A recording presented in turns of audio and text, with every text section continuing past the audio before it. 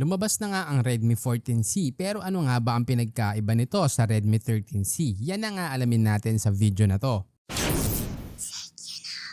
Simulan muna natin sa display. Pareho silang gumamit ng IPS LCD pero mas mataas na ang refresh rate ng 14C na aabot sa 120Hz kumpara sa dating 90Hz. Kaya asahan mo na mas magiging smooth ang pag-scroll mo. Kapansin-pansin din na mas lumaki ang screen na may sukat na 6.88 inch kumpara sa 6.74 inch. Sa resolution naman tumaas to ng 40 pixels pero halos wala naman yan epekto dahil nga lumaki din yung screen at pareho pa din na may 260 ppi. Kaya wala talagang pinagkaiba in terms of display quality. Yung improvement ng Redmi 14C sa screen size at refresh rate, sinacrifice naman nito ang Gorilla Glass at ginawa na lang tempered glass. Nagpalit din to ng chipset at gumamit na ng Helio G81 Ultra, naka 4GB RAM, 128GB storage at Android 14. Pagdating sa Antutu, mas mababa ito ng 4% kumpara sa chipset ng 13C. Pero mas lamang naman ito sa multi-core performance kaya mas better sa multitasking kumpara sa 13C. Pagdating sa gaming, I suggest na ilagay mo lang sa balance at ultra refresh rate kung maglalaro ka ng PUBG. Sa ganitong settings, makakakuha ka ng 38 hanggang 40 FPS. Again, budget phone to kaya huwag kang mag-expect ng sobra-sobra. Sa CODM naman, ilagay mo sa medium at high refresh rate at makakakuha ka ng 30 hanggang 40 FPS. Sa ML, naka-high frame rate at ultra graphics at naglalaro ang FPS sa 39 hanggang 58. Sa camera naman, halos wala pa din pinagkaiba. Pinalitan lang nila yung lens ng depth sensor na dating naka-macro. Pero nagkaroon naman ng improvement ang selfie na dating 8 megapixel ngayon ay 13 megapixel na. Pagdating naman sa battery, nagkaroon din ng upgrade dahil yung dating 5000 mAh ngayon ay 5160 mAh